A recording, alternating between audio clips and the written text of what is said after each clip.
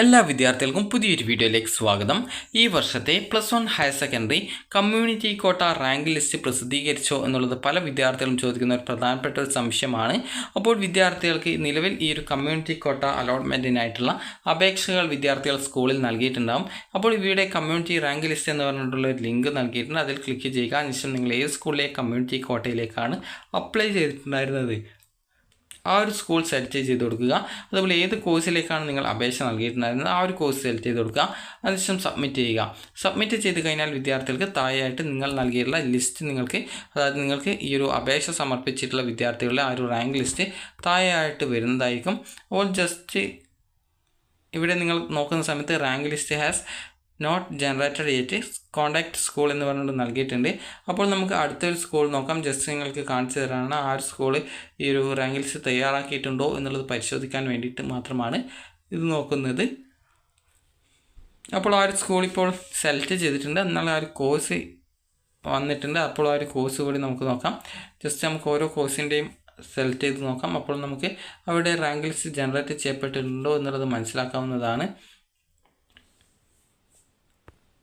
അപ്പോൾ ജസ്റ്റ് ആ ഒരു സബ്മിറ്റ് ബട്ടൺ ക്ലിക്ക് ചെയ്യുന്നു. പ്രത്യേകിച്ചൊന്നും ചേഞ്ചൊന്നും വന്നിട്ടില്ല. അപ്പോൾ നമുക്ക് അടുത്തത് നോക്കാം. അപ്പോൾ നമ്മൾ ഈ ഒരു കോഴ്സിൻ്റെ കൂടി നൽകിയിട്ട് സബ്മിറ്റ് ചെയ്തിട്ടുണ്ട്. പക്ഷേങ്കിൽ rank list has not generated yet contact school എന്നാണ് പറഞ്ഞിട്ടുള്ളത്.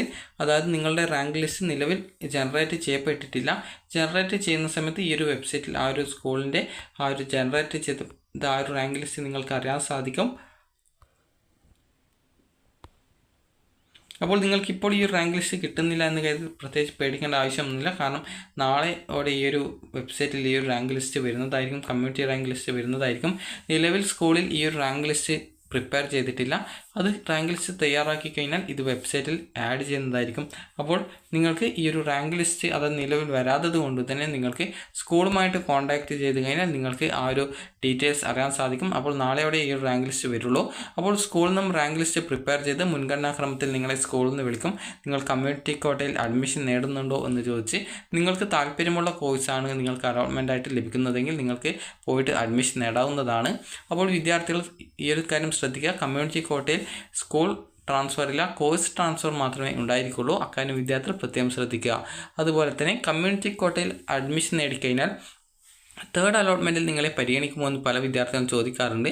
അപ്പോൾ വിദ്യാർത്ഥികൾക്ക് ഈ ഒരു സെക്കൻഡോ അല്ലെങ്കിൽ ഫസ്റ്റോ അലോട്ട്മെൻറ്റ് കിട്ടാത്ത ഒരു വിദ്യാർത്ഥിക്ക് കമ്മ്യൂണിറ്റി കോട്ടയിൽ അഡ്മിഷൻ സെക്കൻഡ് അലോട്ട്മെൻറ്റിന് ശേഷം ജോയിൻ ചെയ്ത് കഴിഞ്ഞാലും ഈ ഒരു തേർഡ് അലോട്ട്മെൻറ്റ് വരുന്ന സമയത്ത് നിങ്ങളെ പരിഗണിക്കുകയും നിങ്ങൾക്ക് അങ്ങനെ അലോട്ട്മെൻറ്റ് ലഭിക്കുകയാണെങ്കിൽ നിങ്ങൾക്ക് മാറുന്നതിനായിട്ട്, അതായത് ഈ ഒരു മെറിറ്റ് കോട്ടയിലെ സീറ്റിലേക്ക് മാറുന്നതിനായിട്ട് അവസരം ഉണ്ടായിരിക്കും.